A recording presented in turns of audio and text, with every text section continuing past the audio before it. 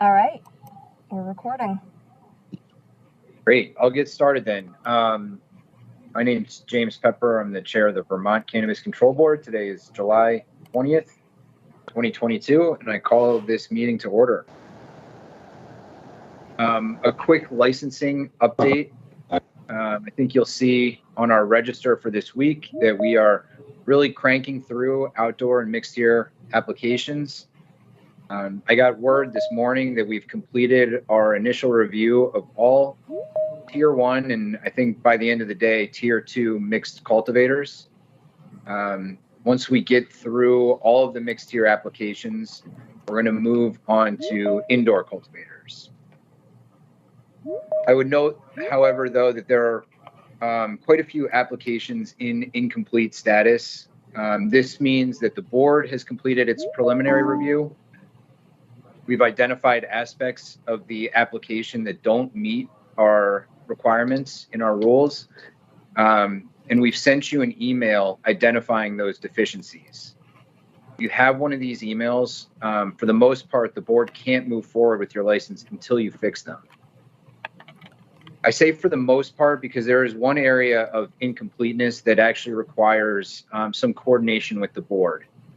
If you're an outdoor cultivator and you're seeking a waiver or variance to our fencing requirement, our compliance team will need to conduct a site visit to go look at your proposed alternative, including things like the points of access, the visibility from public roads, things like that.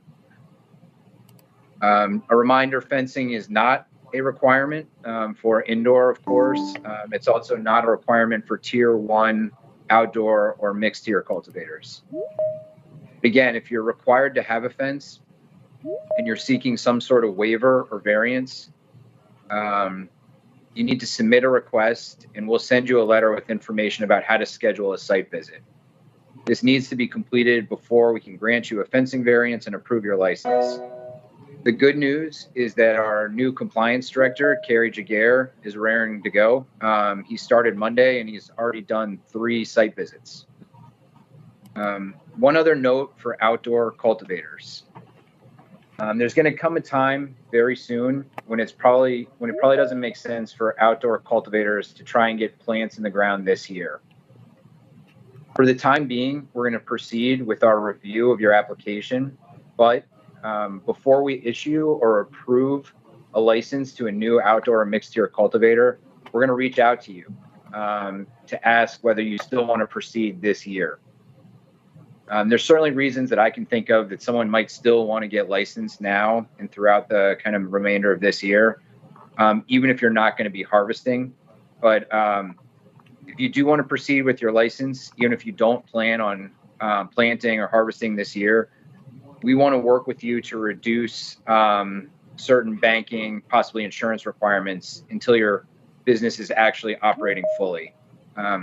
We've been fighting against the clock to really prioritize outdoor and get these licenses approved, but we know the time is essentially up for this year.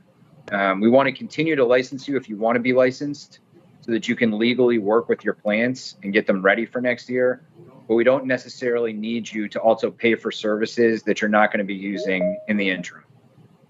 So we'll be in touch, but again, if you have any questions, you can always reach out to the board.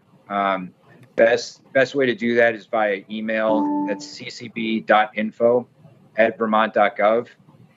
You can call us 802-828-1010, and it's option 1. And you can leave a message there and we'll get back in touch. Our website also has a lot of good information on it, including all the various ways to reach out to the exact person that you're looking for, whether that's the medical staff, the licensing staff, paying fees.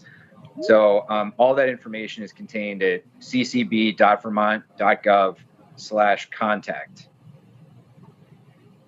So that's it for my opening remarks. Julie and Kyle, have you had a chance to review the minutes from our last meeting on July 13th? Yep. All right. Is there a motion to approve the minutes? So moved. Second. For a second. All in favor? Aye. Aye. Great. All right. So moving on to the agenda. First thing is to review and approve some packaging options. We've had a number of waiver requests come in for packaging that includes plastic, whether that's, de minimis plastic, bioplastic, ocean plastic, compostable plastic. We even saw some kind of new plastics that contain a microbe that help it break down in landfills more quickly. We're doing our due diligence in researching which of these options really aligns most closely, not just with our regulations, but also with the state's single-use plastic ban. We also know that there's certain products that are going to require some plastic in their packaging.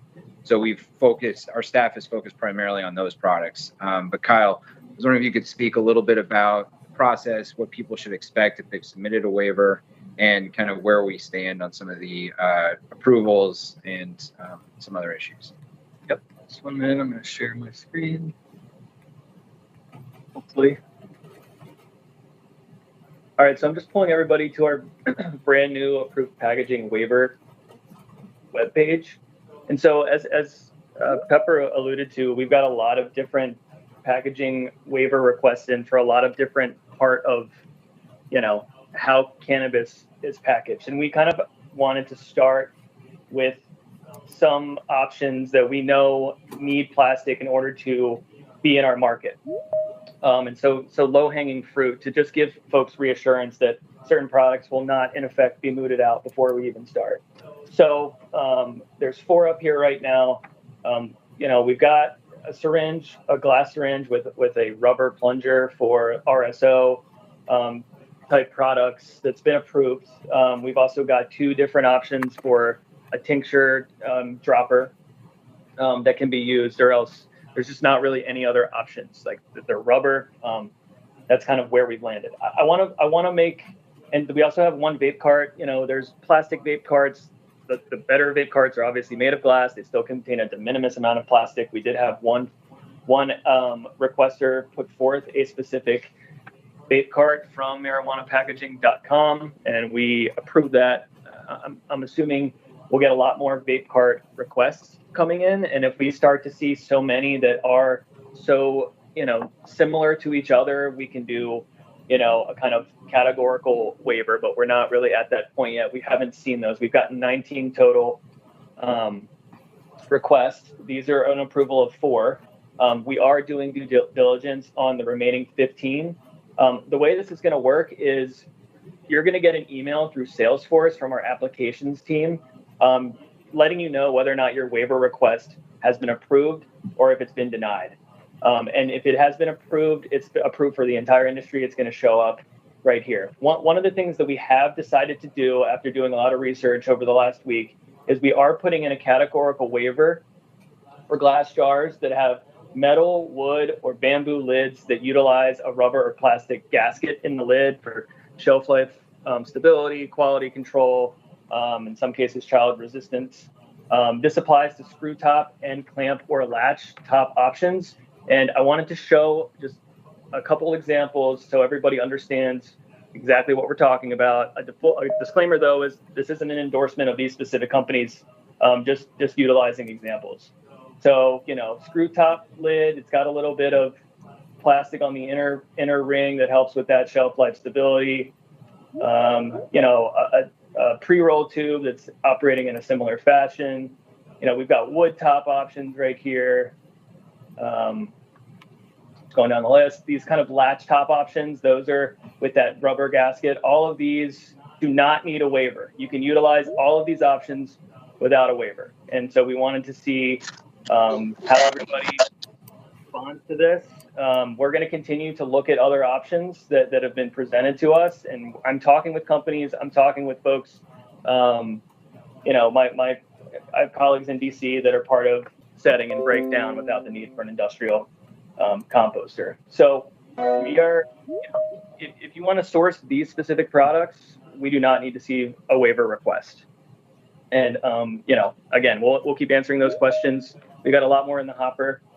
We're working on them. Folks should look if they have a request in to their Salesforce platform for either an approval or a denial, we're trying to get through them as quickly as we can and process them as they come. Yeah, that's great. Thank you. And just a reminder that, even flour has to be in child deterrent packaging. So if anyone has questions about that, again, just reach out to the board, ccb.info@vermont.gov. I think a lot of what you showed us would be compliant. Certainly the kind of latched jars that have that little latch on them are certainly child deterrent. If you have any questions, just contact us and we'll let you know. But we're attempting to meet folks halfway, recognizing that price points are what they are, but this is the direction that we want to go. So we're just giving folks that kind of that understanding. Can I ask a quick question? Sure. Yep. I can't remember what you said last week, Kyle. Will we be putting denials on, like the types of products that are denied on the website as well? So I'm not necessarily inclined to do that because a part of the waiver request is about a specific business's sustainable options, the amount of research that they've done. And so there is an opportunity where two people put forth the same product. One request based on those specific circumstances may be approved where another one may be denied. So I'm hesitant to put a denial on there because it is really specific to the person or the business that's requesting it. And I see that there's hands up. We're not going to entertain any questions right now. Please save your comments till the end of the meeting. So folks could look here for approved packaging, but not denied packaging. That was, I think, what I was getting at. Thank you. Yeah, that's the way that we're going at this point in time. If that becomes too convoluted, we can reconsider. I just didn't want to, again, folks are telling us their research opportunities to buy certain products and backlogs change over time. So I think just because something is denied right now doesn't necessarily mean that it'll be denied in perpetuity. So I'm just kind of recognizing there's a lot of different factors that go into us either approving or denying something, not just the package itself.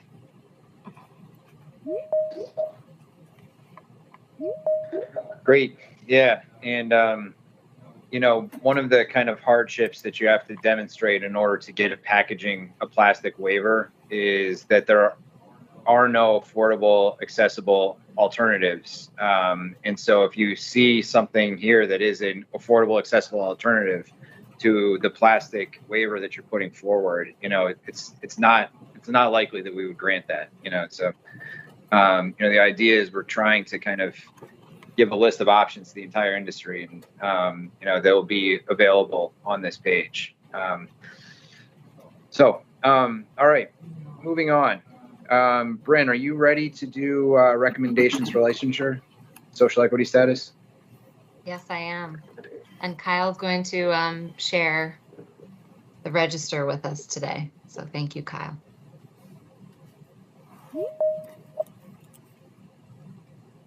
Okay, so that looks good. And I'm just going to start, and Kyle, I'll try and let you know when to scroll. So we start, as always, with this is our new way of beginning the register is with the medical cannabis program updates. So currently we are processing applications received on June 24th and later. We've gotten in the last week 35 new patient applications and 79 patient renewal applications. We've issued 66 patient cards and received 2 new caregiver applications and 3 new renewal applications for caregivers. We've approved 1 caregiver application and issued 6 dispensary employee cards. So we can move on from that unless there are questions from the board about those updates. Okay, I'm going to move on to the pre-qualification applications. So we have this, our pre-qualification numbers back on the chart because we do have 6 additional pre-qualification applications for the board to approve this week.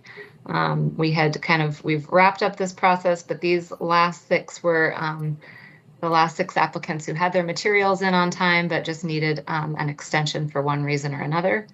So Kyle, if you scroll to the next page, we have our list of 6 applicants for pre-qualification that staff is recommending for approval. And all 6 of these applicants have demonstrated compliance with the board rule and also demonstrated suitability for pre-qualification. So staff is putting them forward for recommendation for pre-qualification. So we have submission number 520 for an indoor tier 1, submission number 2 for retail, submission number 113 for a tier 3 manufacturing, submission number 576 for a tier 3 outdoor, submission number 339 for a tier 1 indoor, and submission number 164 for retail. So this should be our last batch of pre-qualification applicants until the board decides to reopen another window for pre-qualification. So unless there are any questions on the pre-qual applicants, we can move on to the next page, which should be our numbers for license applications as of yesterday.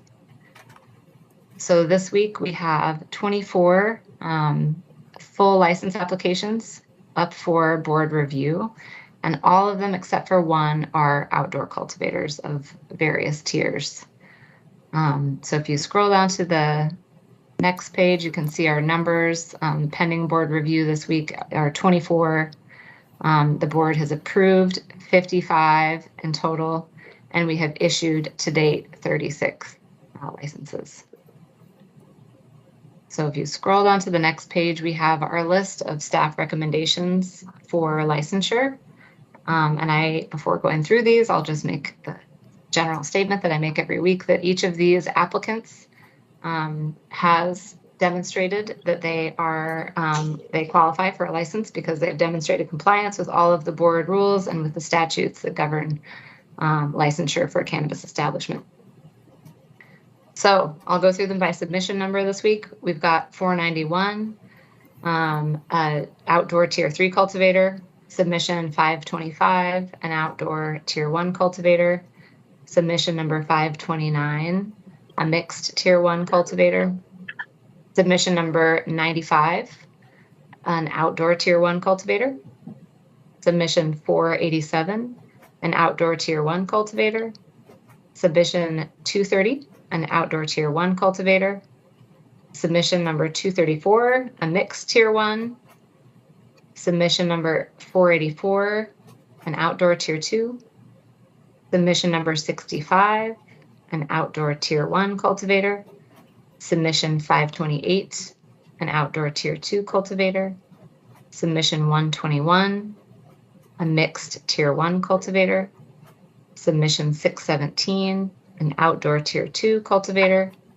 submission 550, an outdoor tier 2 cultivator, submission 397, a mixed tier 1 cultivator, submission 471, an outdoor tier 4 cultivator, submission 442, and this one is missing its license type and tier, so I can't tell you what it is. I apologize. Submission number 570 is a outdoor tier 2 cultivator. Submission 23 is an indoor tier 1 cultivator. Submission 441, indoor tier 1. Submission 711, outdoor tier 1. Submission 770, an outdoor tier 2. Submission 216, an mixed tier 1. Submission 598, an outdoor tier 2 cultivator. And finally, submission 829, an outdoor tier 2 cultivator. So that is our list that the staff is recommending for licensure this week. Kyle, if you scroll down to the next page, we can go through our social equity numbers. This week we have 6 social equity applicants that have their full license pending board review. You can see we've approved a total of 10 and issued 16 for a total of 26 licenses that we've either approved or issued to 7 for a mixed tier 1. And staff recommends social equity status for this applicant because they meet the criteria for a social equity business applicant as defined in board rule. That is your register for the week. Happy to answer any questions. The old growth organics, we've spoken about the organics and the potentially federal implications of using that word in your title, what it could mean for kind of false and misleading advertising, essentially. So are we going to handle that the same way that we always do with organics in the title? We do have a number of applicants who have some form or another of the word organics in their business name, and we are sending them a letter. Each one of them gets a letter from us with the board's concerns about that business name. Okay, great.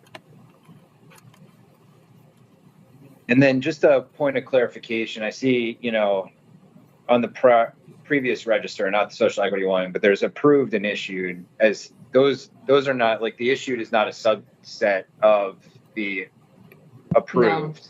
No. The summation of those is how many the board has approved, and then we've issued 36. That's right. So we've essentially approved to date 91. Correct. Yeah. So then today this pushes us over the 100 mark. 15. That's right. Yeah, 115. 115. That's a fairly important big milestone, but yeah. That's right. So, any other questions for Bryn? Not for me. Great. Well, is there a motion to approve the staff recommendations? I move that the board accept each of the recommendations for pre-qualification, social equity status, and licensing approval as presented to us by staff in this meeting. Second. For a second. All in favor? Aye. Great. So why don't we move to public comment then? We'll do this the same way we always do. If you have a comment, please raise your virtual hand. We'll call on you in the order that you raise your hand. Once we kind of get through those, we'll move to people that join via the phone. Again, we generally speaking don't answer questions directly during the public comment period. However, we do appreciate the questions. They do help inform kind of the areas of our rules or regulations that need further guidance or further kind of information. So don't hesitate to ask a question, but we can't guarantee that we'll answer it, in this meeting. And Nelly, could you just help us with the order of the hands? Yep. First up, we have Dave.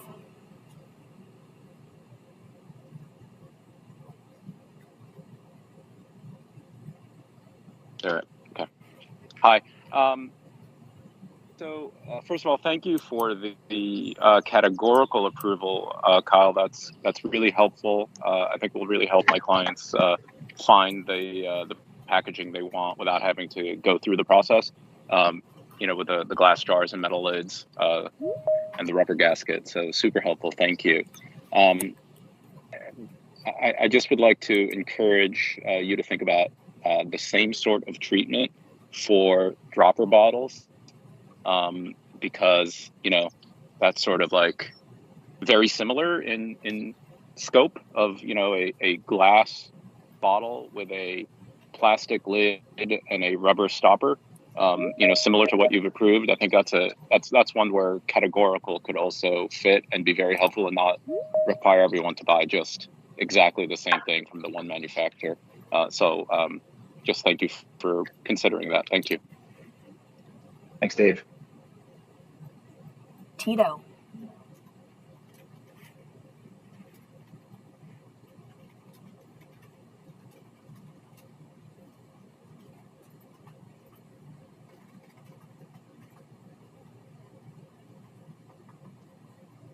Tito, are you there?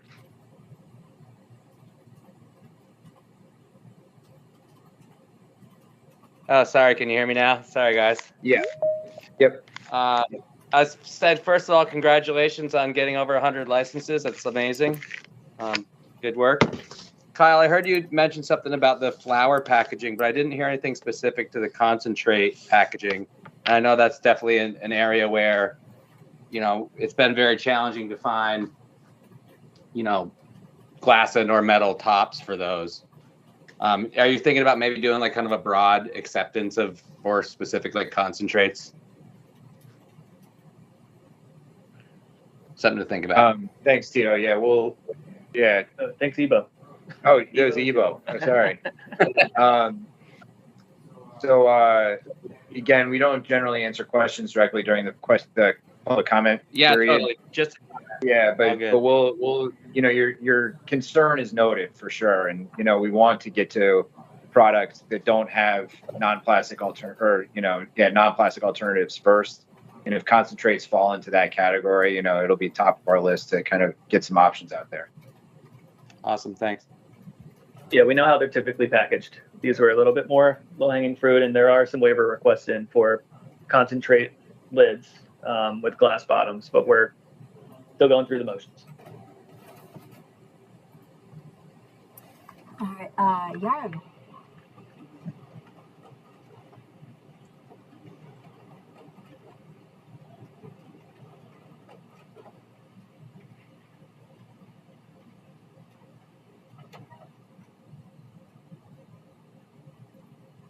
Yarim, are you there?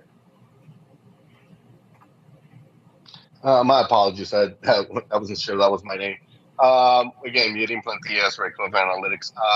Thank you very much for what you're doing. And thank you for keeping us up to date with the medical program. That was one thing that had been, a little concerned to see. And it's very valuable that you guys are bringing that onto the table. Thank you again for your hard work. One thing I was gonna, it's more of a comment, is that we have not gotten anything on regards of sample sizing, and that's one of the questions we are constantly getting: is how much of my growth do I have to send you to have a comparable sample size? So it's just one thing to put in your radar to make sure that you guys are thinking about and releasing that at some point. Thank you again for your hard work. Have a good day. Thank you.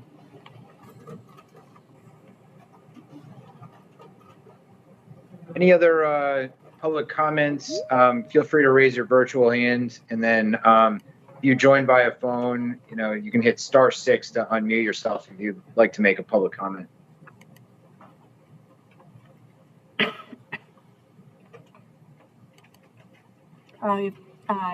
Tito again.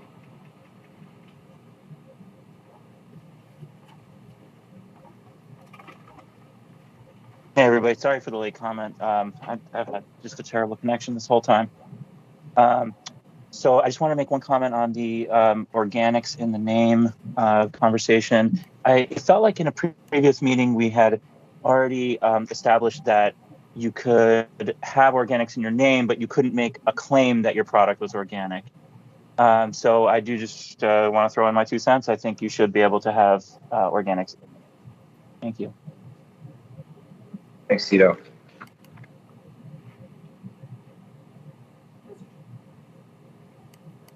So last call for public comments. Either raise your virtual hand, or if you're on the phone, hit *6 to unmute.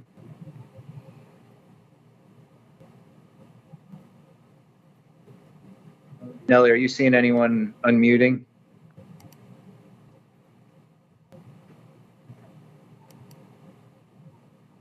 No, Luke and Sarah just raised their hands. It's one person, Luke and Sarah.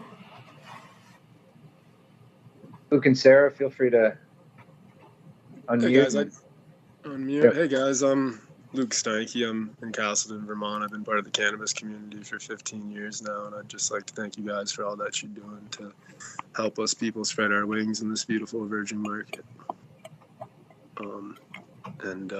I hope that you guys have a great rest of your day, and everybody else here has a great rest of their day too. Thank you for the opportunity that you're bestowing upon us. Great, thanks, Luke. You are welcome.